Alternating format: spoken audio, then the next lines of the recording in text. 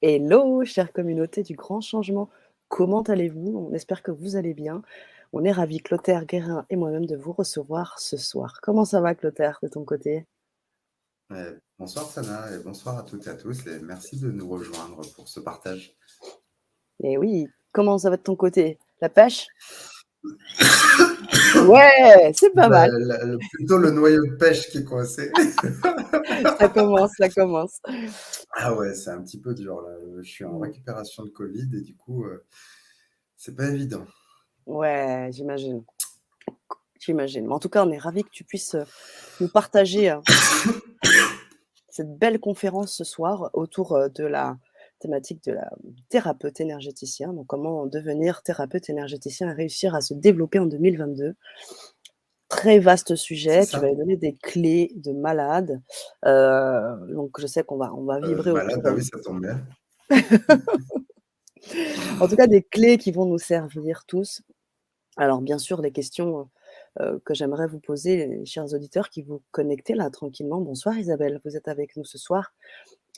Pour les autres aussi, vous pouvez nous faire part de vos présences avec, bien sûr, si vous êtes sur Facebook, nous liker, nous envoyer, aussi des messages, sur le chat pour nous dire que vous nous entendez bien, que vous nous voyez bien, que vous êtes prêts à commencer.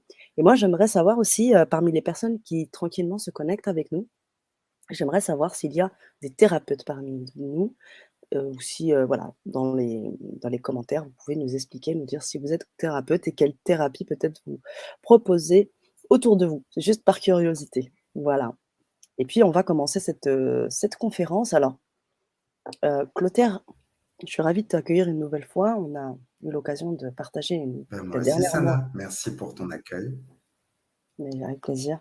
On a eu l'occasion de vibrer il n'y a pas si longtemps que ça avec, Jacques Martel, Avec que Jacques tu as Martel, accueilli. oui, Très tout belle à fait. conférence et C'était sur les différentes étapes pour c'est ça. réaliser son deuil parce qu'on y est tous confrontés. Mmh. Et je vais en reparler un petit peu ce soir. Ça fera partie un petit peu d'un petit sujet que j'évoquerai sur le développement des capacités, par exemple. D'accord, génial. OK.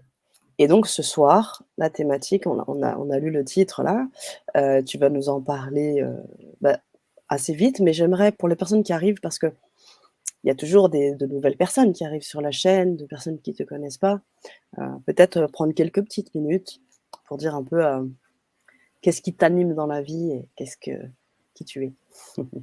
D'accord. Alors, ce qui m'anime dans ma vie, c'est le partage, c'est le métier de passion et c'est le fait d'aider les autres. Je pense Mmh. que c'est un sacré moteur et je pense que toutes les personnes qui sont là ce soir et qui sont intéressées par le fait de devenir thérapeute, c'est parce qu'à la base, il y a déjà cette envie d'aider, de faire du bien, de soulager. Et c'est ça qui me fait vibrer, c'est ça qui me passionne et c'est ça qui m'a conduit dans ce chemin de vie que je vous partage ce soir. Génial. Tu es thérapeute à côté de ça, tu es maître reiki, tu es écrivain, hein, on te voit dans un fond, en 2e plan, tes 2 ouvrages, tes 2 beaux ouvrages. Donc il y a pas mal de choses que tu fais. C'est ça, je peux même le mettre au premier plan. Allez, Hop, hop, au 1er plan et il est en là. plan complet.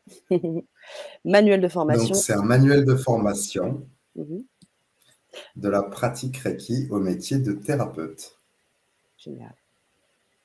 Donc ça, c'est le premier, c'est celui que j'ai écrit en 2018, Ouais. qui est un concentré un petit peu de tout ce que j'ai pu vivre, expérimenter, mais qui Mmh. vient aussi de mes anciens métiers, par exemple de responsable commercial, que ce métier que j'ai exercé, qui m'a appris aussi beaucoup de compétences pour devenir pour apprendre à me vendre en tant que thérapeute. Et ça fera partie un petit peu de ce qu'on va proposer ce soir.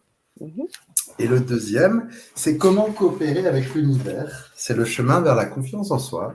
Parce que Mmh. forcément, moi, j'adore tester, j'adore aussi pouvoir un petit peu avoir des retours de l'univers par des messages, des signes, des choses concrètes qui permettent de nourrir la foi. Et je pense que ce livre-là, c'est un livre qui est beaucoup plus profond que le premier, qui s'adresse pas seulement que pour les thérapeutes, parce que c'est pour tous ceux qui ont envie de développer leur capacité, notamment à matérialiser leurs projets de vie, leurs désirs, notamment avec le tableau de vision.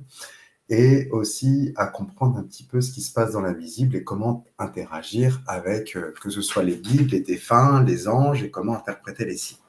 Donc voilà, Énorme. ça, ce sont les deux ouvrages qui sont issus de cette passion que je vous propose ce soir dans un sujet qui est assez vaste et en même temps assez précis, Mmh. puisque les soins énergétiques sont quand même un domaine qui est assez restreint, même si on a de plus en plus de formations, d'ouverture, de possibilités. Et du coup, c'est ça qui est important, c'est de pouvoir un petit peu savoir où on va, faire le tri et comprendre un petit peu quels sont les différents paramètres à connaître pour Mmh. pouvoir se lancer et vivre de son métier passion. Génial. On y va? Eh ouais, on y va, c'est parti, Clotaire. Allez, Nickel. c'est parti. Alors, premier constat, l'humanité a besoin d'amour. Et ça, c'est une évidence. Et les personnes qui mettent tout leur cœur et toute l'énergie pour soin des autres, c'est le milieu médical, les hôpitaux, les infirmières, les auxiliaires de vie, les kinés, les thérapeutes aussi. Et qu'est-ce qu'on constate? On constate qu'il y a une surcharge, on constate qu'il y a une pression aussi, qui soit politique ou médiatique. Et je pense très clairement que le service aux autres ne doit pas vouloir dire sacrifier sa vie et sacrifier aussi sa personne. Et ça, je pense que, bon, cette crise, elle n'est pas nouvelle, hein, ça fait plus de 10 ans que les hôpitaux sont à genoux, mais je pense qu'aujourd'hui, et j'en forme vraiment de plus en plus, des personnes qui ont un parcours médical, qui ont un parcours, que ce soit dans le milieu hospitalier ou même en tant qu'AVS, hein, et bien du coup, ont cette recherche de changer de métier tout en restant au service des autres. Ça concerne donc bien sûr ces personnes, mais aussi, donc j'ai intitulé cette conférence Comment devenir thérapeute et réussir à se développer en 2022, puisque je ne vais pas avoir le même discours qu'en 2021. Pourquoi? Parce que les consciences changent et évoluent sur pas mal d'aspects. Je vous donne un point précis. On constate une pandémie depuis 2019 avec une modification de sa façon de travailler. Avant, par exemple, le télétravail, c'était pas du tout dans les habitudes, c'est pas du tout dans les mœurs, c'était la présence physique qui comptait. Et avec la mise en place du confinement, on a perçu des changements avec la mise en place du travail à distance, du télétravail. Et bien du coup, il y a eu aussi cette bascule dans les consciences. C'est qu'aujourd'hui, on peut aussi très bien travailler comme thérapeute à distance sans avoir besoin de se déplacer. Et ça me semble super important de le dire et j'y reviendrai plus tard dans la partie développement. Mais du coup, on peut aujourd'hui, et moi ça représente 90% de mon activité, pratiquer des soins énergétiques à distance en ayant la personne en direct grâce aux nouvelles technologies, à condition bien sûr d'être bien équipé, hein. Si on est dans un petit bled paumé en Ardèche, qu'on n'a pas Internet et que ça bug un mot sur deux sans réseau téléphonique, je peux vous dire que là, il va y avoir un petit peu de complications. Donc bien sûr, ça implique d'avoir un bon matériel, un bon support. Et en même temps, cette conférence, ça s'adresse aussi à toutes les personnes qui ont vécu cette rupture, cette transition dans la notion d'arrêt. La notion d'arrêt, suite à ce confinement, ça a été toutes les personnes dans la restauration, dans l'hôtellerie, tout ce qui est l'hébergement. Preuve en 2022 qu'aujourd'hui, il y a à peu près 200 000 postes à pourvoir dans le service, l'hôtellerie, la restauration qui ne trouvent pas preneur. J'ai même entendu aux infos dans certaines stations de ski des personnes qui venaient démarcher les personnes parce que justement elles manquent d'effectifs. Et pourquoi est-ce qu'on assiste à ce changement de vie et cette pénurie de main-d'œuvre? Puisque je pense que les gens sont arrivés à une saturation, parce qu'on sait bien que ces métiers-là sont des métiers où on a peu de vie personnelle, on a peu de temps pour soi, avec des horaires très contraignants. Eh bien, je pense que ces personnes se sont réorientées, ont changé de vie. Il le disait aux informations que la principale raison, c'est parce que les personnes ne souhaitent pas revenir et remettre les pieds dans ce mode de vie qui est déjà difficile par essence, mais qui en plus est accentué par les effets collatéraux de la crise, c'est-à-dire le durcissement des règles sanitaires et les contraintes, les protocoles. Hein, tous ceux qui sont dans l'éducation nationale savent de quoi je parle avec les réformes de Blanquer. Ah. Donc du coup, à partir de ce constat, eh bien du coup, je vais inviter à une réflexion sur qu'est-ce qui, en 2022, vous donne envie de faire, de changer. Est-ce que vous souhaitez rester dans ce mode de vie-là que vous aimez professionnellement? Si vous êtes bien épanoui, tout va bien. Dans ces cas-là, le sujet de la conférence peut vous intéresser dans le domaine de complément, c'est-à-dire le faire pour vous, non pas pour en vivre, mais plutôt pour travailler de manière complémentaire, que ce soit bénévole ou pas d'ailleurs, mais aussi pour comprendre un peu mieux comment fonctionnent les soins énergétiques. Ça, c'est la première chose. La deuxième chose, c'est que peut-être depuis tout à l'heure, vous vous retrouvez dans mes propos et que vous vous dites « Ah ouais, quand même, c'est intéressant parce que j'ai toujours eu cette envie d'aider les autres, de pouvoir être indépendant, de pouvoir aussi soulager la douleur, mais je ne sais pas comment on fait. » Eh bien, comment on fait? Déjà, on commence par prendre des renseignements, des informations, parce que les soins énergétiques sont un domaine qui est assez vaste, où moi je suis bien loin de maîtriser tous les aspects. Celui que je connais le mieux, c'est le Reiki. Alors pourquoi je le connais bien? Puisque le Reiki, j'ai été initié le 14 juillet 2006, donc ça fait quand même une quinzaine d'années que je pratique assidûment, c'est-à-dire qu'en gros, tous les jours, je continue à me faire mon petit traitement, même pour digérer, tout ça. Et surtout, je m'y suis intéressé, au-delà des aspects énergétiques, c'est qu'est-ce qui se passe derrière, c'est-à-dire les interactions et les conséquences, on va dire les bénéfices sur les personnes. À partir de là, il y a énormément de possibilités.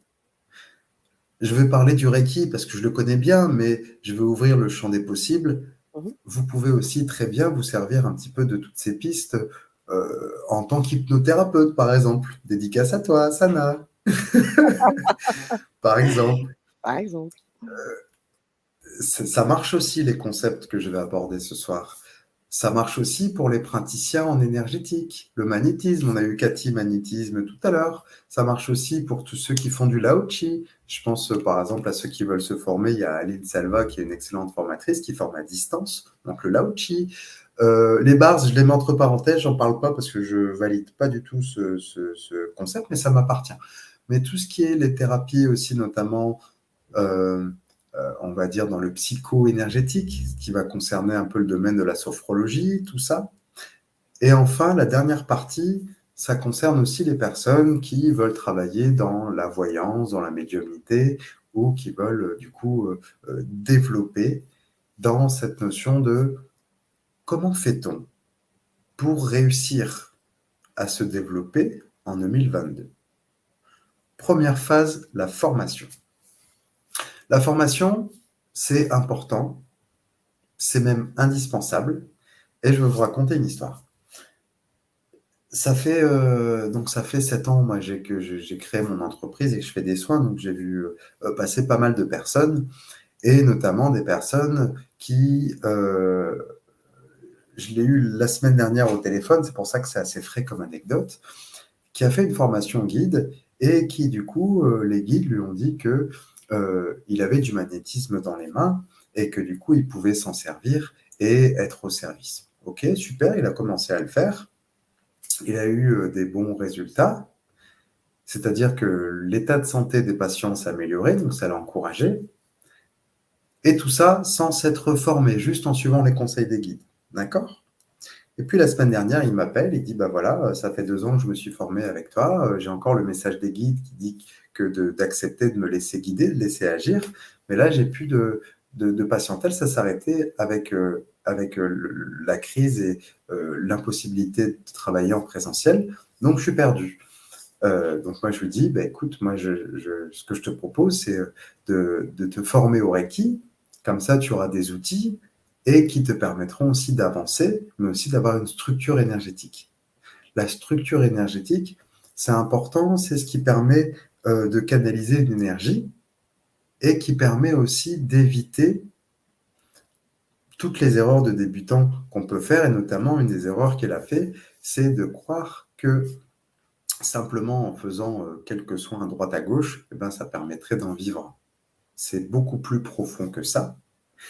Et les outils de thérapeute, je pense qu'ils sont importants dans un domaine où aujourd'hui, surtout en 2022, où on a une profusion d'offres de formation, que ce soit en ligne, en présentiel, que ce soit parmi des grands enseignants. Quand je dis grands enseignants, je pense à Serge Boutboul, par exemple, qui aide à développer ses facultés.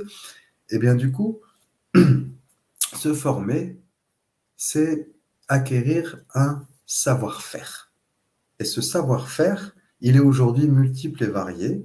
Et il peut aussi, et c'est ce que je dis souvent aux personnes que je forme, par exemple avec les guides, c'est que vous pouvez aussi vous former dans plein de domaines, avoir plein d'outils et en faire votre propre outil thérapeutique. Moi, c'est ce que j'ai fait, par exemple. Donc, je vais revenir là-dessus avec la notion de comment fait-on pour se former? Eh bien, du coup, il y a différentes manières. Le Reiki, par exemple, qu'est-ce que c'est? Le Reiki, c'est une technique de soin par apposition des mains. On transmet, donc la définition du Reiki, c'est une énergie sacrée de bien-être et de guérison chargée d'amour. Le Reiki, il comporte 3 niveaux, ou 4, ça dépend des enseignements. Le premier niveau, il se fait en présentiel.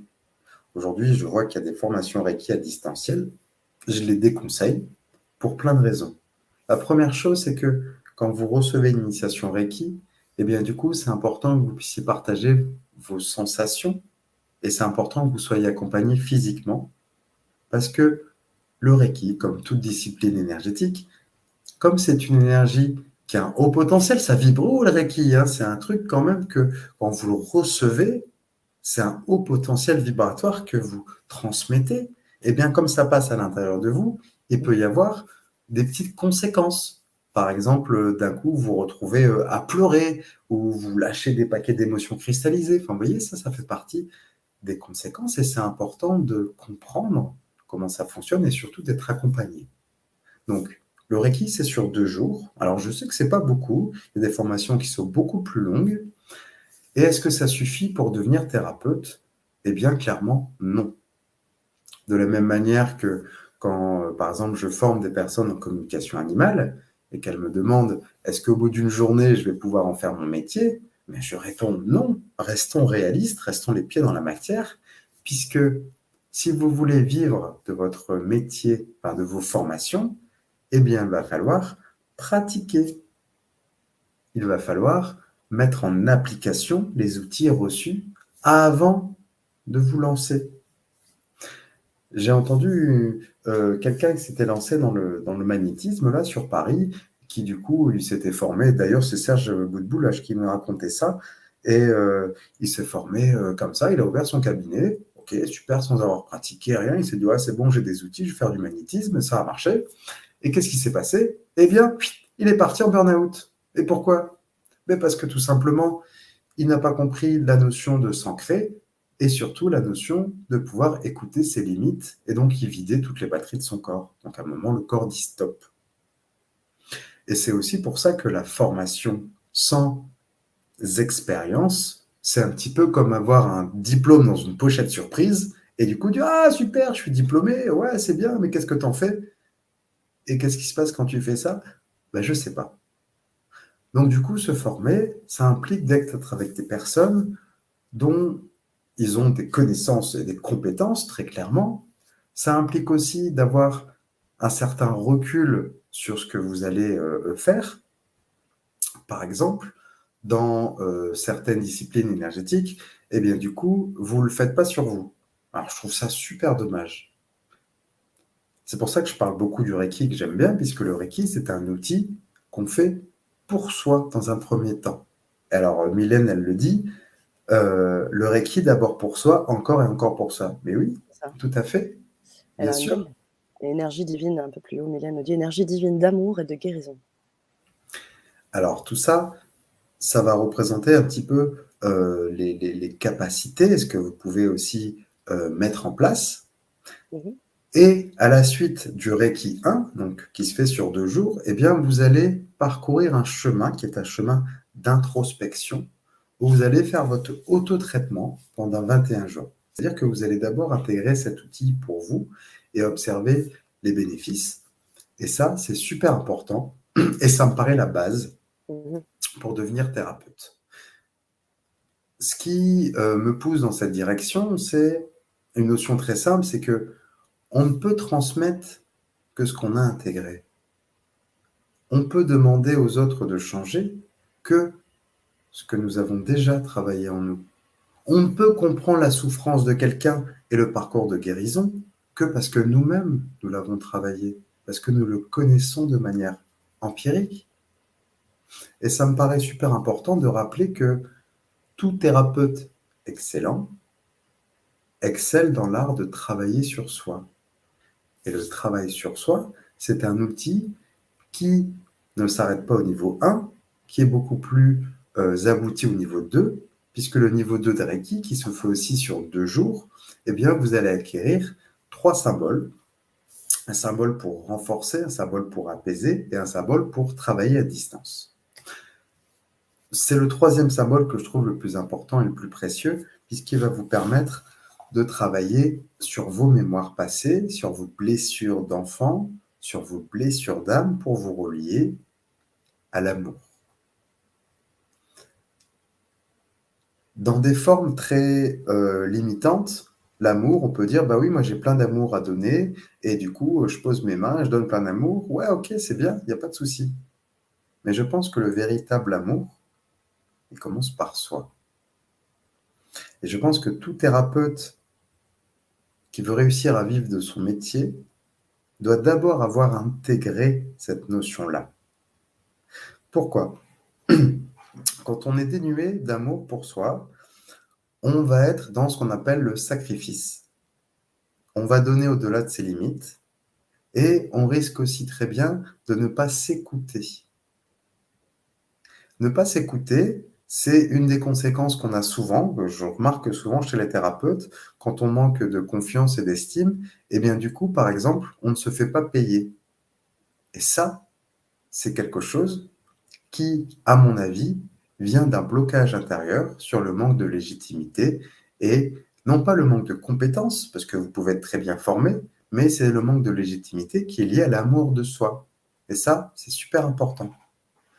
Du coup, ce qui se passe, c'est que quand vous travaillez d'abord sur vous, eh bien, vous allez parcourir un chemin qui va permettre vraiment de développer vos capacités, mais aussi votre solidité.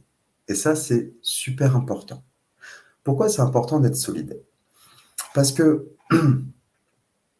quand vous travaillez avec quelqu'un dans les soins énergétiques, vous avez forcément quelqu'un qui va pas bien. Je rappelle que le thérapeute attire forcément une clientèle qui va pas bien. C'est ça la vibration de thérapeute. Et du coup, quand vous allez libérer des paquets émotionnels, ça peut être tristesse, colère, angoisse, culpabilité, et bien du coup, c'est que vous allez peut-être être impacté, vous allez peut-être subir, vous allez avoir du mal à gérer. Si vous pleurez en même temps que votre patient, vous n'êtes plus thérapeute. Vous sortez du cadre des références et des limites.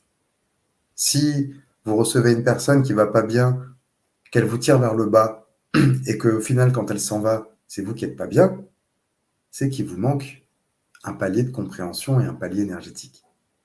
Donc plus on est bien à l'intérieur de soi, plus on est solide, et plus on va travailler, notamment l'ancrage, mais plus on va pouvoir s'éloigner des conséquences du manque de travail sur soi.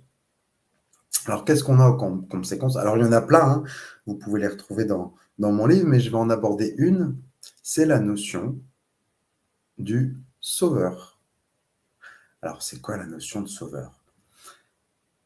Dans plein d'aspects, et je l'ai eu, hein, donc je suis très légitime pour en parler, devenir thérapeute, c'est aussi pouvoir être utile et guérir des personnes. Si vous vous lancez, après avoir fait un parcours, que ce soit en Reiki ou autre, et que vous n'avez pas travaillé sur vous, vous n'avez pas débloqué, par exemple, le syndrome du sauveur qui est relié à un manque d'estime, qui est relié à un manque d'amour pour soi. D'accord? Je l'ai expliqué tout à l'heure et je fais la boucle. Et bien, du coup, vous allez avoir tendance à vous enfermer dans ce qu'on appelle un triangle de Kaplan. Le triangle de Kaplan, c'est quoi? C'est bourreau, victime, sauveur. Des personnes viennent, ne sont pas bien, et vous allez pouvoir les aider, mais non pas les guérir. Or, inconsciemment, vous croyez pouvoir les guérir. Pourquoi? Parce qu'on vous a dit, par exemple, rien que le titre énergie divine d'amour et de guérison. Ok, super, on peut tout guérir. Ou vos formateurs vous disent, bah oui, l'énergie, moi je le dis aussi, hein, l'énergie la plus puissante de l'univers, c'est l'énergie d'amour, et c'est super puissant, on peut tout guérir. Ok, mise en situation. Vous dites ça, vous mettez ça sur les réseaux sociaux, machin, je vais vous guérir, machin et tout, je suis guérisseur et tout. Ok, une personne vient au fauteuil roulant. Elle dit, monsieur, voilà, j'ai, à la suite d'un accident, j'ai une paralysie, vous êtes guérisseur, est-ce que vous pouvez me guérir? Bah, oui, la personne, elle vient voir pour guérir. Ouais, ok, pas de souci, boum, pas de résultat. Qu'est-ce qui se passe? On va refaire une autre séance, on ne peut pas tout libérer, vous travaillez et tout. Ok, je vous donne un exemple parmi d'autres. Deuxième cas de figure, au-delà de la paralysie physique, la maladie comme le cancer. Une personne vient vous voir, elle n'est pas bien, elle vous appelle, oui, voilà, j'ai un cancer des poumons en phase, on va dire en phase terminale, est-ce que vous pouvez m'aider et me guérir?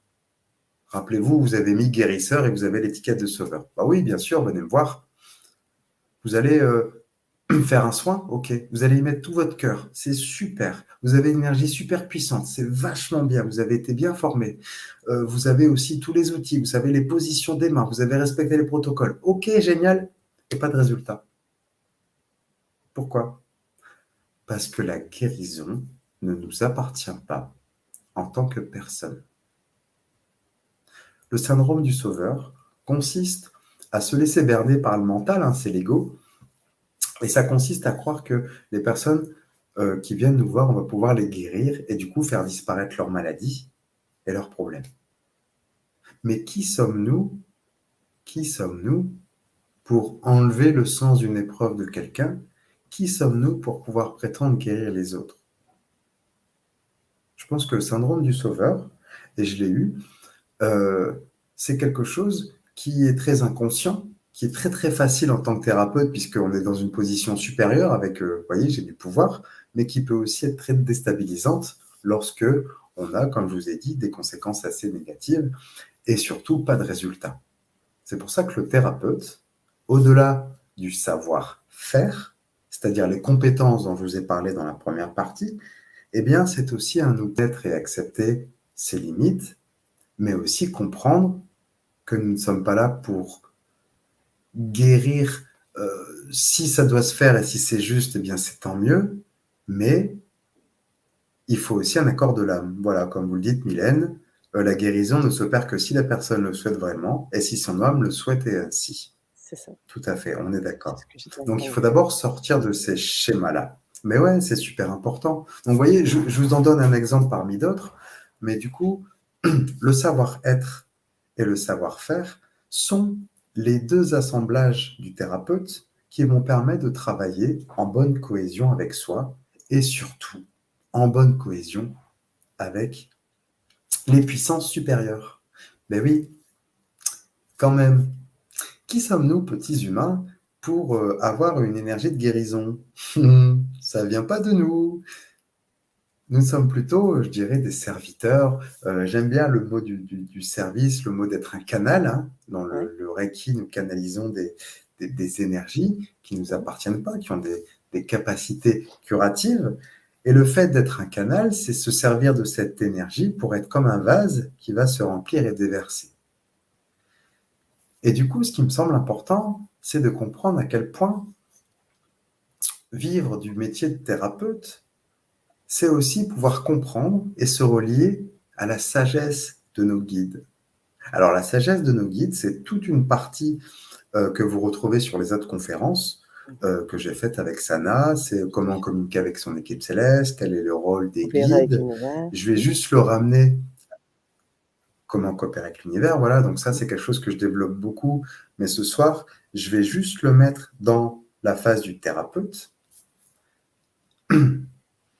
se connecter à ses guides, se connecter à la sagesse, avoir l'habitude de percevoir la vérité derrière une situation, c'est ce qui va vous permettre d'être un bon thérapeute. Pourquoi? Parce que rarement les gens vont avoir conscience de leurs réelles problématiques. Mmh. Ça peut être, par exemple, un deuil non résolu qui cause des blocages et qui cause, par exemple, j'arrive pas à avancer dans mes projets, je perds mon travail, je me sabote. Pourquoi? Bah, là-bas, ça peut être très bien un deuil non résolu qui bloque les capacités, hein. Et tout ça, comment on fait? Eh bien, du coup, on apprend à se relier au guide et on comprend un petit peu que quand on se relie au guide, la responsabilité du métier de thérapeute, c'est aussi d'avoir le courage, de croire en soi, d'avoir confiance en ses capacités et à un moment de dire que mais ce que vous me dites, madame, c'est fou en fait, c'est une croyance limitante. Je vais vous prendre un exemple. Euh, une femme qui s'occupe de sa maman qui est handicapée et qui du coup est dans une relation interdépendante et qui du coup est en plein dans le triangle de Cartman, d'accord? Pour eux, victime-sauveur, sa mère c'est la victime, elle c'est la sauveuse, mais en même temps sa mère c'est son bourreau parce que du coup elle la prive de ses moyens et de sa liberté. Ok? Vous m'avez suivi le triangle Ouais, bourreau, ouais, victime-sauveur. très bien. Et bien du coup, dans sa carte du monde, elle rêve d'être thérapeute, de faire du bien aux autres. Elle s'est formée en sophrologie sur plein d'aspects. Ok, c'est super. Mais dans ses croyances, elle reste convaincue que elle ne peut pas faire ça puisque sa mère est handicapée, elle doit la soigner. Mais non, ça c'est le syndrome de la sauveuse.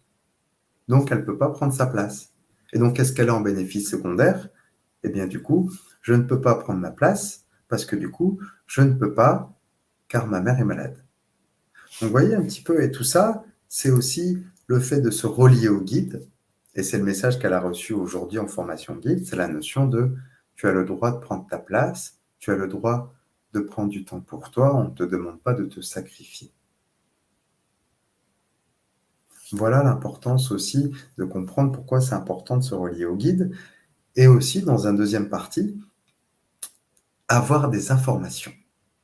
Les informations que vous recevez sont un petit peu comme se relier à une bibliothèque universelle où, par exemple, la personne va avoir un problème. Je vais vous prendre un exemple précis. Problème d'asthme. Allez, problème d'asthme. Donc, l'asthme, c'est les poumons. Les poumons, c'est relié à la tristesse, hein. Donc, qu'est-ce qui se passe? Vous allez poser des questions.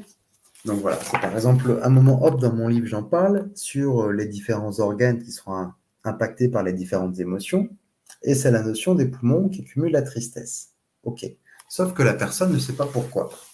Parce que rarement, on a le recul de se dire, oh punaise, j'ai de l'asthme parce que j'ai pas résolu tel ou tel deuil. Un thérapeute va pouvoir comprendre avec une lecture intuitive que c'est les poumons qui sont chargés. Derrière, va pouvoir ressentir, donc utiliser ses capacités. Vous n'êtes pas forcément obligé de le savoir de mémoire. Vous pouvez très bien ressentir cette tristesse, va l'aider à la transmuter et surtout va avoir des informations sur d'où ça vient, quelle est l'origine du problème. Et l'origine du problème, c'est le rôle du thérapeute. C'est-à-dire que, au-delà d'avoir des outils pratiques, eh bien, le but, c'est aussi d'aider la personne à conscientiser, à prendre conscience. Ben oui, vous avez perdu quelqu'un de proche, non? Ah ben oui, qu'est-ce qui s'est passé, machin, tout ça. Donc vous interagissez avec la personne va commencer à vous raconter sa vie, la tristesse va remonter, mais des fois, et ça c'est le titre d'une autre conférence, hein, vous pouvez aller la voir, c'est les différentes étapes de deuil. Eh bien, quand on est dans le déni, on ne manifeste pas cette tristesse et le corps parle. Lorsqu'on va dire, on sclérose ses émotions, eh bien, le mal a dit. Le mal a dit quoi, hein? Ça, c'est pas moi qui le dis, c'est Jacques Martel. Donc, du coup, pouvoir comprendre ce fonctionnement énergétique, c'est aussi aider la personne avec des outils. Alors, vous en retrouvez un dans le livre. J'ai mis en place ce qu'on appelle un protocole de deuil, tiens, que vous avez juste là, comme par hasard. Et donc, du coup, ce Comme par hasard. protocole de deuil, il est important. Attends, je vais mettre en plein Et écran. je me rends compte. Vas-y, tu peux le remettre. Alors, protocole de deuil. Donc, vous l'avez ici avec les symboles du Reiki et Ah oui. aussi avec les différentes étapes de deuil. Et je me rends compte, avec un peu plus de recul et d'expérience, que la plupart de nos souffrances et de nos conséquences physiques ont souvent un problème de deuil non résolu. Je ne vais pas aller plus loin là-dessus puisque c'est le thème d'une autre conférence, mais en tout cas, ce qui est important, c'est de comprendre que le savoir-faire et le savoir-être du thérapeute doivent être utilisés à bon escient pour pouvoir avancer et pouvoir avoir un retour positif, parce que les gens, quand il y a des choses qui disparaissent, des maux, des blessures, des problèmes, bah c'est super gratifiant et surtout, les personnes vont en parler autour d'elles. Et le meilleur moteur d'un thérapeute, c'est le bouche à oreille. Ce qui se passe, on va prendre une trajectoire assez commune.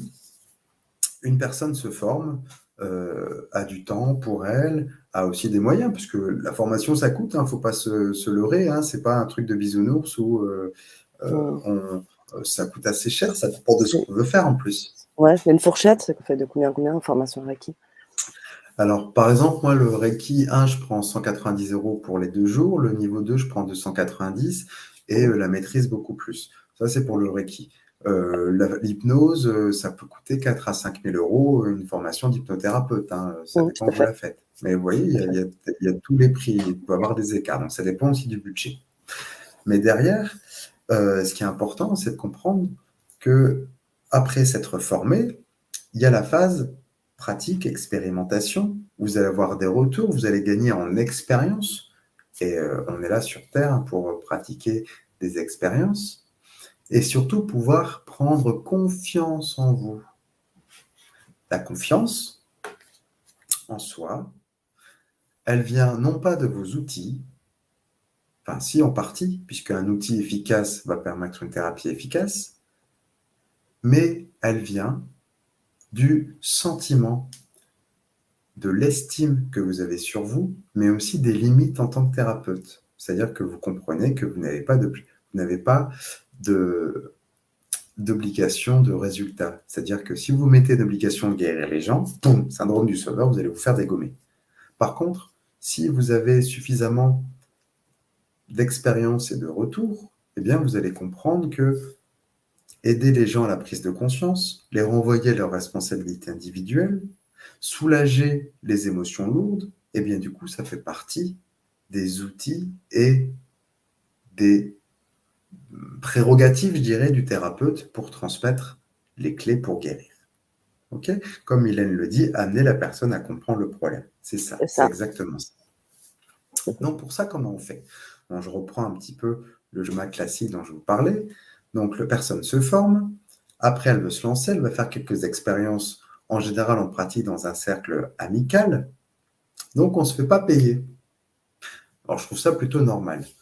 Moi, c'est ce que j'ai fait pendant des années, puisque donc, je me suis formé en 2006, puis après j'ai beaucoup voyagé autour du globe, et je faisais beaucoup de soins Reiki, à droite, à gauche, même sur des animaux. Ça, je ne vous en avais pas encore parlé, mais je peux faire une petite parenthèse. Donc, j'ai été formé en Reiki en 2006.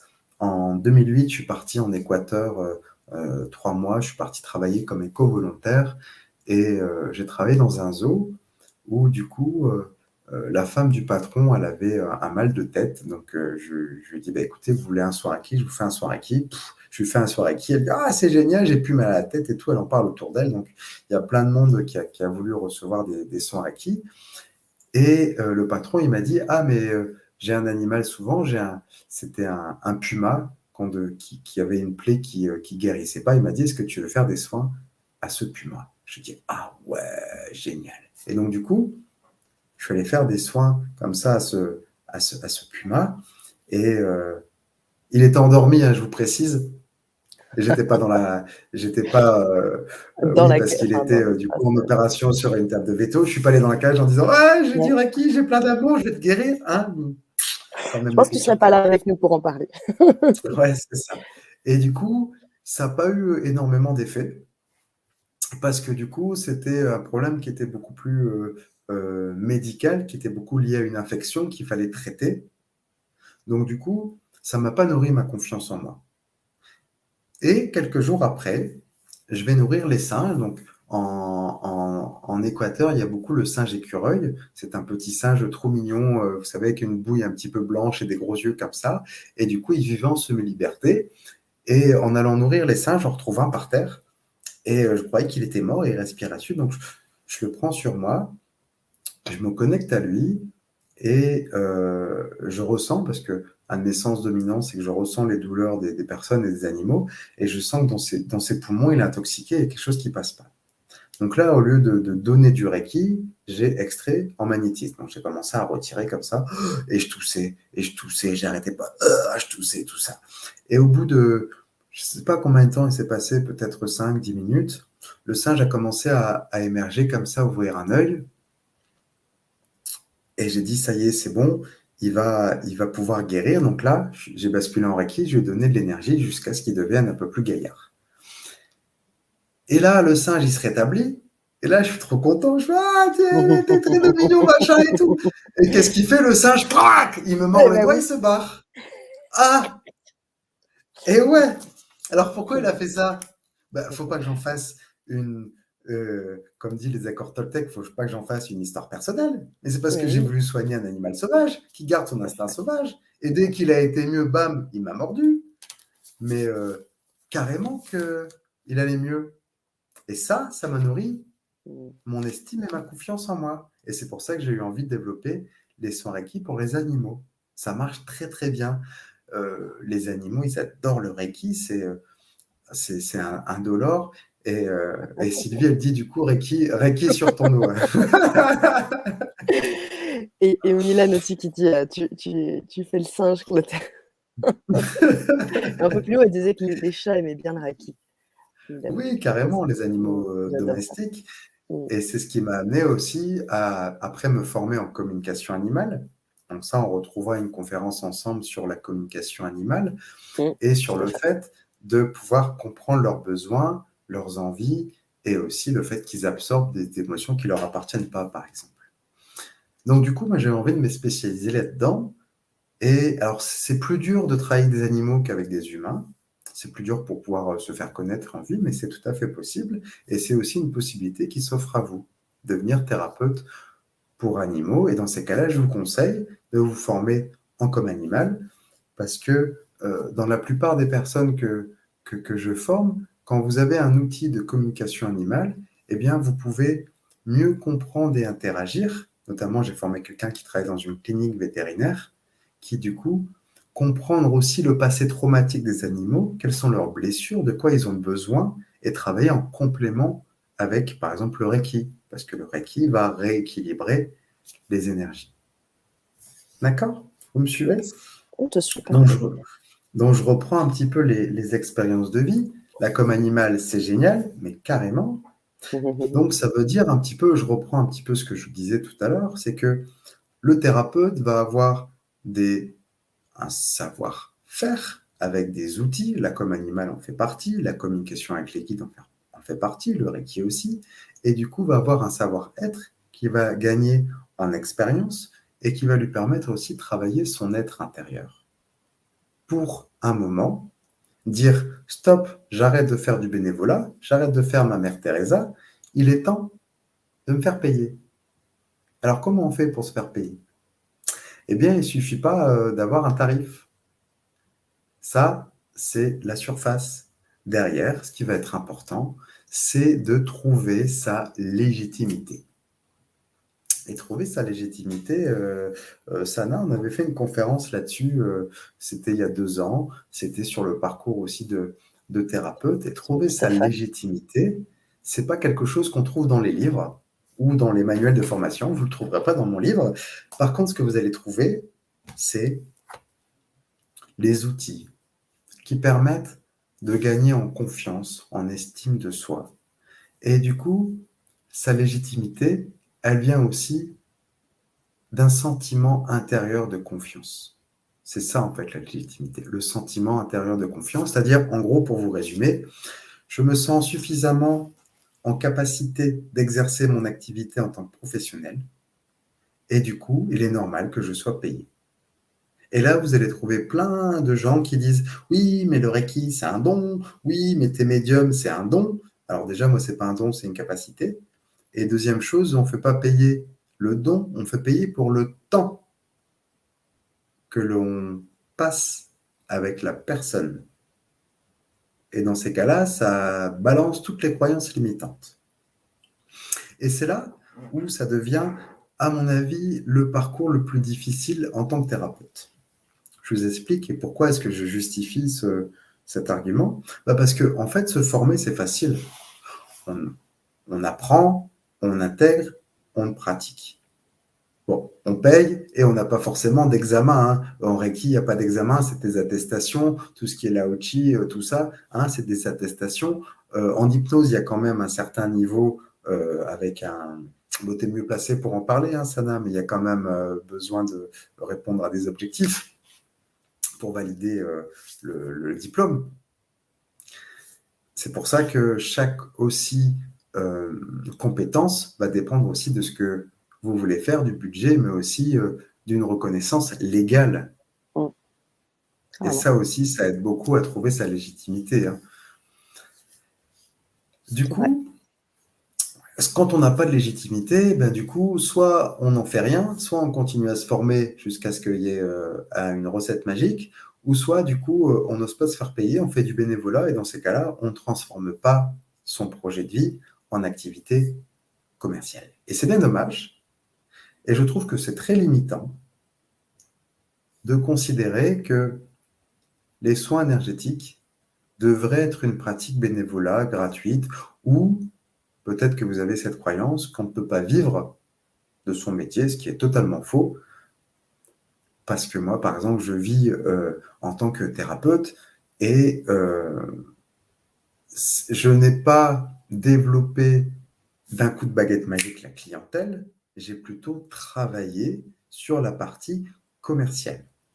Ah, et c'est là où ça coince. C'est là pour beaucoup d'entre nous, et je m'implique hein, parce que ça a été assez dur au début. Un thérapeute qui a des outils de savoir-faire, de savoir-être, super, eh ben, peut aussi avoir des difficultés à se vendre, à se mettre en avant. Et ça fait partie aussi des limitations, des blocages, et du coup, du fait de ne pas forcément réussir à transformer cette passion en un métier. Donc, on va pouvoir avancer, et ça fait partie du chapitre de mon livre. Donc là, je vous ai parlé du chapitre 1, qui est basé sur Reiki, c'est fait. Ouais. Je vous ai parlé du chapitre 2, les outils de niveau 2, les possibilités de devenir thérapeute, ok. Chapitre 3, la guidance spirituelle, je vous en ai parlé. Chapitre 4, le développement des capacités psychiques, ok, je vous en ai parlé. Le chapitre 5, c'est la loi et les possibilités d'aide à la formation. Ça, je ne vous en ai pas parlé, puisque la loi change et que ce que j'ai écrit en 2018 n'est plus forcément valable cette année. Je vous prends un exemple parmi d'autres. Avant, quand on se lançait en tant qu'auto-entrepreneur, eh bien, on avait droit à l'ACRE. L'ACRE, c'est un allègement des charges pendant 3 ans. On payait 6% la première année, 9% la deuxième et 12% la troisième. Voilà, ça c'est un exemple. Eh bien, ça a changé. À partir de janvier 2022, maintenant, on a l'ACRE pendant 1 an. Donc, vous voyez, il y a plein de choses qui changent. Donc ça, je ne veux pas mouiller là-dedans parce que c'est à vous de faire votre propre recherche. Je vais juste vous dire qu'aujourd'hui, travailler en tant qu'auto-entrepreneur, c'est le statut le plus facile et c'est le plus intéressant, financièrement parlant, mais aussi administrativement parlant. Je pense notamment aux personnes qui n'ont pas envie de s'embêter avec des bilans comptables ou des choses comme ça. Je pense aussi aux personnes qui n'arrivent pas forcément à avoir un facturier ou nous, on ne facture pas la TVA, par exemple, vous voyez. Donc, c'est beaucoup plus simple. Et donc, tout ça pour vous dire qu'une fois que vous avez pris les renseignements, eh bien, il va falloir passer à l'action avec le chapitre 6, la création de cartes de visite. La création de cartes de visite, c'est la première valise, c'est le premier outil du thérapeute qui a trouvé sa légitimité. Ben oui, puisqu'une carte de visite va vous permettre de transmettre la notion de « Ah bah tiens, tu fais quoi? Est-ce que tu as besoin d'aide? Bah tiens, si tu as besoin d'aide, tiens, je te donne ma carte. » Alors du coup, donner votre carte, c'est le premier pas vers la démarche commerciale, mais c'est aussi la notion d'avoir travaillé sur qu'est-ce qu'on y met, comment on le fait, quelles sont les erreurs à éviter. Et ça, c'est la partie commerciale que je vais vous proposer dans un atelier. On le fait le mardi 22 février à 19h30. On va travailler sur, du coup, synthétiser vos compétences, vos connaissances, mettre une carte de visite avec une image qui vous correspond, qui vous symbolise. Moi, par exemple, c'est les mains, c'est la notion d'union, moi, qui me va bien. Comment aussi choisir la typographie, comment mettre en avant les informations, et aussi qu'est-ce qu'on met au verso, qu'est-ce qui permet de développer et de donner surtout envie. Parce que le but d'une carte de visite, c'est de donner envie de vous contacter. Il y a une personne, l'autre fois, elle m'appelle, elle me dit « Ah oui, Clotaire, je pensais à vous, je devais vous rappeler, et puis j'avais mis votre carte sur le frigo, là, parce que je la trouvais jolie, et puis elle n'arrêtait pas de tomber. » Un jour, je me suis dit « Ah, ben, c'est peut-être pas un hasard, il faut que je l'appelle. » Et c'est comme ça qu'elle m'a appelé. Et je dis « C'est marrant quand même, parce que s'il n'était pas jolie, ma carte, vous ne l'auriez jamais mis sur le frigo, et du coup, vous ne m'auriez jamais appelé, puisqu'elle ne serait pas tombée. » Elle m'a dit « Bah oui, c'est ça. » Et je lui dis « Ah, bah, je suis content d'avoir fait une carte jolie, alors. » Et donc, la carte de visite, on y consacrera un atelier, Ouais. puisque le but, ça va être de comprendre qu'une fois que vous avez votre carte de visite, eh bien, vous avez fait la moitié du travail. C'est-à-dire que vous avez dépassé vos peurs, vos blocages, vous avez réussi à agencer. Après, il faut investir un petit peu, mais je vous expliquerai des techniques. La notion de démarcher, ensuite, ce sera le reste de l'atelier. C'est comment on la donne, qu'est-ce qu'on dit, et surtout, comment on fait pour prendre des rendez-vous. C'est ça qui est important. Et ça, c'est une partie commerciale. On sort un petit peu des outils de formation du thérapeute. Et ça fait partie, moi, des choses que j'ai appris, parce qu'avant de devenir thérapeute, j'ai passé un diplôme de responsable commercial, donc avec l'AFPA. Et du coup, j'ai acquis ces outils que je vous transmets aujourd'hui qui m'ont vraiment considérablement aidé pour, du coup, pouvoir proposer mon aide. Ça, c'est une démarche qui est indispensable en tant que thérapeute, puisqu'à un moment donné, c'est vous-même qui êtes acteur de votre réalisation. C'est pas du salariat. Quand on travaille comme thérapeute, on est indépendant, comme les Corses. Et ça veut dire que on se doit d'être actif dans notre prospection. On va appeler ça une prospection clientèle. Et du coup, de pouvoir démarcher, trouver les personnes à aider. Et oui, et ça fait partie aussi des défis des thérapeutes qui ne sont pas évidents à faire. Donc ça, c'est la première façon de faire. Et la deuxième façon, c'est à la suite, c'est de pouvoir faire des salons du bien-être. Là, par exemple, les personnes qui sont là, comme Sylvie, Oui, comme Sylvie, oui. du salon de Bordeaux, par exemple. C'est ça. Et sur les salons du bien-être, la notion de faire des salons, apprendre à vous faire connaître, c'est aussi cette notion qui est super importante de pouvoir apprendre à faire des conférences.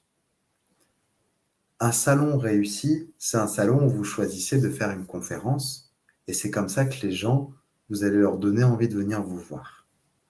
J'ai commencé il y a 7 ans, c'était le premier titre de ma conférence, c'était « Comment communiquer avec les guides et recevoir des messages ?» Donc, je l'ai fait quelques années, ça m'a attiré pas mal de personnes. Ensuite, je suis devenu formateur en com animal.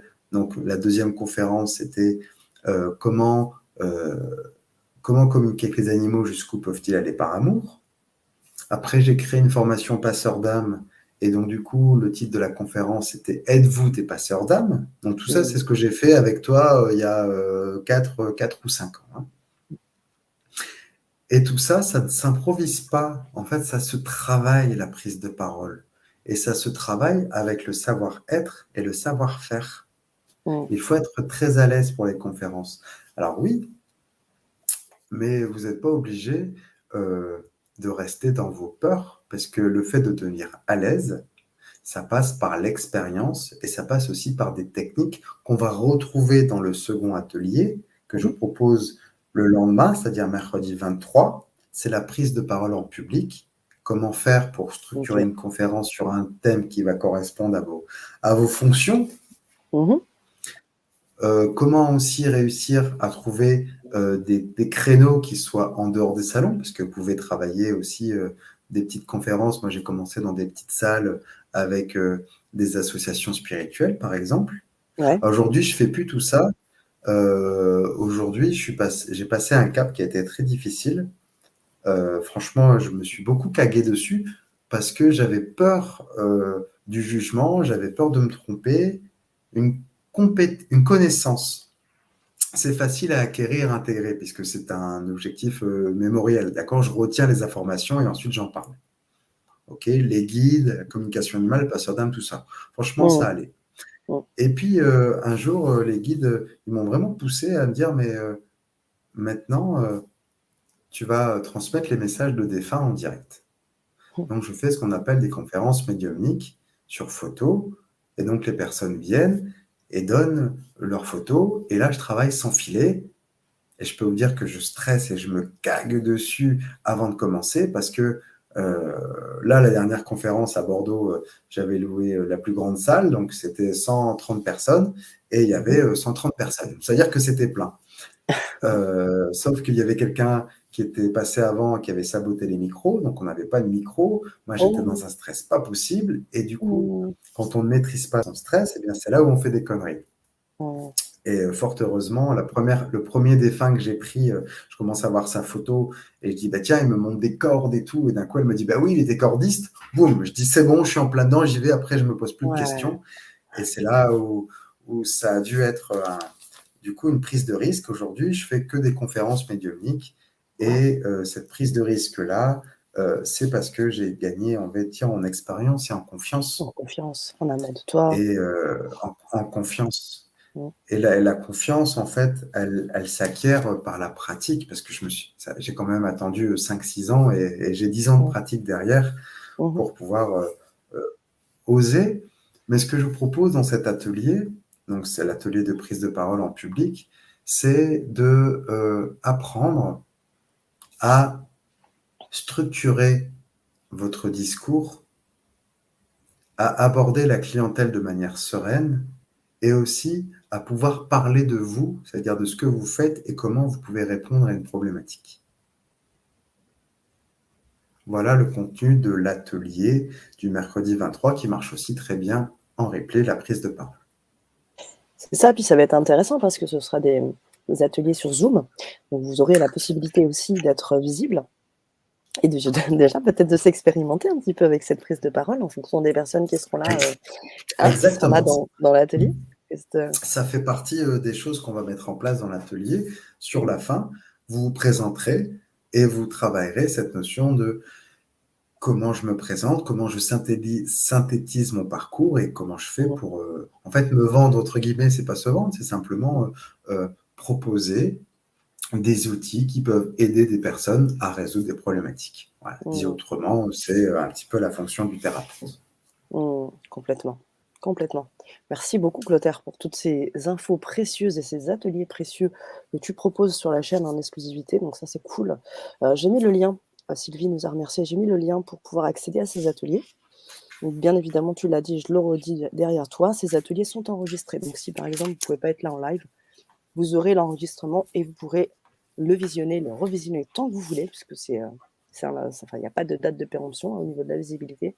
Donc c'est vraiment un outil, une boîte à outils que vous aurez, que vous pourrez bien évidemment réutiliser. Et je sais que comme il y a 2 ateliers, l'intérêt aussi qui est cool, c'est qu'on peut déjà, aussi, vous pouvez déjà commencer à préparer vos questions. Si vous avez aussi déjà vous êtes déjà thérapeute, vous avez déjà eu des difficultés particulières, moi, ça peut être aussi intéressant déjà de préparer quelques questions par rapport aux cartes de visite. S'il y a des choses, des cartes que vous avez déjà faites ou autres qui pourront être présentées, tu vois, par exemple, à la caméra pour qu'on puisse voir un peu ce que ça Mmh. donne, pour que tu puisses faire des retours. Voilà, Exactement. Ouais, fournissez-vous de toutes carrément. les choses qui vont vous permettre d'avancer et vraiment d'avancer sur le moment de l'atelier et après bien évidemment, vous pouvez bien évidemment, contacter notre cher Clotaire et bien évidemment aller sur son site. Là, je vous mets également son site internet où vous pouvez dans la rubrique médias retrouver, bah, tout ce que tu as dit depuis le début, que ce soit tes ouvrages, que ce soit tout, il y a tout.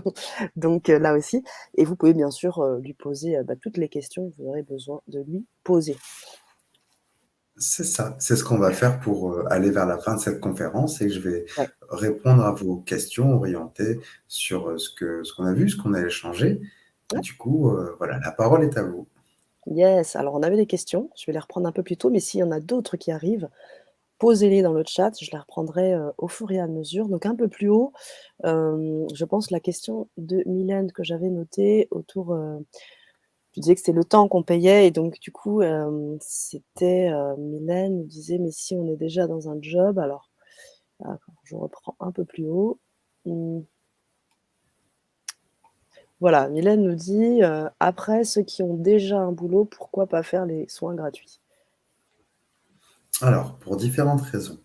Vous pouvez faire des soins gratuits, il y a aucun souci, c'est heu, une question aussi de choix, hein. Mais, pour moi, faire des soins gratuits, c'est ne pas être dans l'échange. Et en fait, je trouve ça important. Moi, je suis pas dans l'amour inconditionnel, hein. Je suis plutôt dans la notion d'échange et de respect. Et d'ailleurs, c'est, ce qu'on dit aussi souvent dans le Reiki, c'est quand on offre un soin, c'est important que la personne nous donne quelque chose en échange. Alors, c'est pas forcément de l'argent, ça peut être, du temps, ça peut être un service contre un service, mais moi, j'aime beaucoup la notion de troc et la notion de faire des soins gratuits, ça atteint vite ses limites et c'est surtout le fait d'être débordé et après de devoir dire non. Je vous donne un exemple. J'ai quelqu'un sur un salon qui vient me voir et qui me dit, «Voilà, moi je fais du magnétisme», donc c'est un magnétisme de naissance, d'accord? Elle s'est pas formée et puis elle me dit, «On n'arrête pas de m'appeler à droite, à gauche parce que je soigne à distance. L'autre fois, mon amie, elle avait mal à la tête, elle m'a appelé à 10h30, du coup, me va faire un soin à 10h30, machin et tout». Elle fait du gratuit, elle demande rien en échange. Bah, du coup, bah, elle se fait, harceler par tout le monde puisque c'est gratuit, puisqu'il y a rien et qu'elle se respecte pas et que du coup, eh bien, du coup, elle n'arrive pas à fixer des limites. Et du coup, là, quand je l'avais en consultation, mais elle en pouvait plus. Son Ouais. don, c'était une malédiction. Je lui dis, mais c'est pas une Mmh. malédiction, votre don, c'est parce que vous respectez pas et c'est parce que vous laissez les gens vous marcher dessus et pas vous respecter. Et donc, c'est ça qui est important. Mmh. Et ça renvoie à la première boucle que je vous avais dit, C'est ça, la tout à fait. notion de respect. La notion de respect, c'est avant tout pour soi. Et je trouve que les soins gratuits, c'est bien au début pour se gagner en expérience, en confiance, mais ça a vite ses limites. Mmh. Merci Clotaire. Voilà, voilà. Merci Après, c'est que Clotaire mon avis, hein, Guérin. vous savez, j'ai pas la science infuse non plus. Oui, oui, oui, mais on est assez d'accord là dans le chat, Magali qui te remercie, Sylvie également, Sans Magali. complètement d'accord, Clotaire. Ah bah voilà, il faut aussi savoir dire non. Effectivement Mylène, Ben c'est oui, mais ça. carrément. Mmh, Est-ce que vous pouvez me guérir? Ben non, je peux pas vous guérir. Par contre, je vais vous proposer une libération émotionnelle, une compréhension de pourquoi vous vivez ça. OK. mmh, Est-ce que vous pouvez me le faire gratuit? Ben non, puisque nous allons partager ensemble et du coup, moi, je fais pas du bénévolat. mmh, mmh, mmh. Et là, vous dites votre tarif. Enfin, vous voyez, c'est un réflexe que j'ai acquis depuis des années, mais au début, c'est très déstabilisant. Mmh, mmh, mmh. Tu m'étonnes. C'est marrant le partage de Mylène un peu plus haut, il disait, «Mon premier chat se mettait sur les WC quand il voulait recevoir du reiki». Ah bah, dis donc, Quel signe! il a il a pas des goûts de chiottes, ce chat. Ah, il fallait bien que tu la places. Bien placé. Ouais, bah, voilà, on a Sylvie qui nous posait une question un peu plus haut. Faut-il couper les liens pour pouvoir être thérapeute?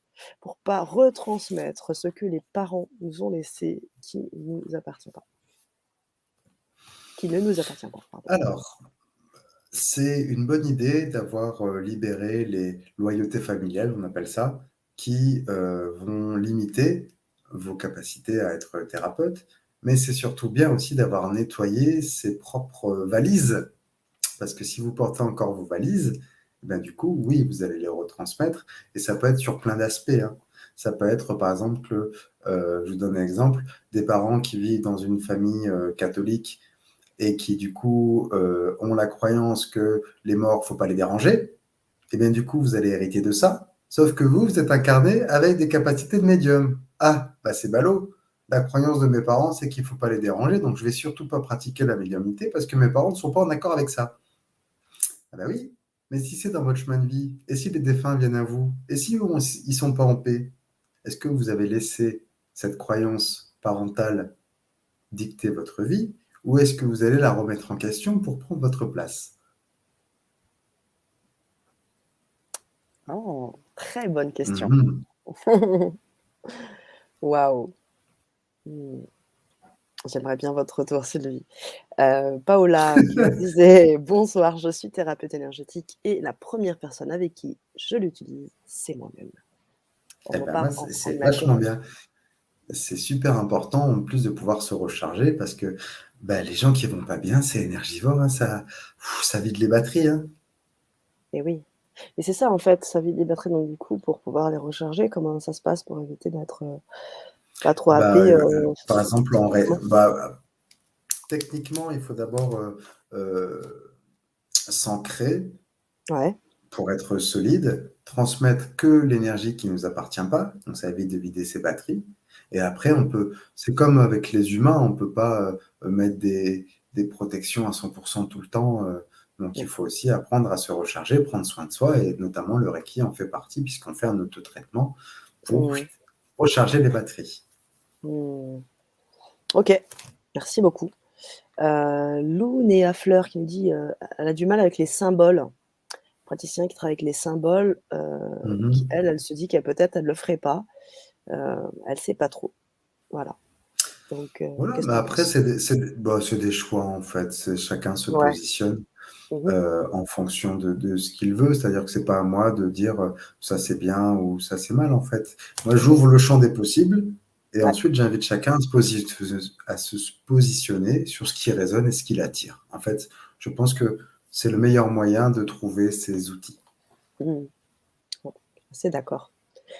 Mylène aussi qui pose la question par rapport aux formations. Le problème de beaucoup de thérapeutes aussi est de faire des formations, faire formation sur formation pour après faire du chiffre. Alors je sais pas la deuxième phrase qu'elle veut dire, est-ce qu'elle s'adresse aux personnes, enfin comment elle a tourné sa phrase? Je sais pas comment toi tu le comprends, mais Euh, Faire formation sur formation pour après faire du chiffre.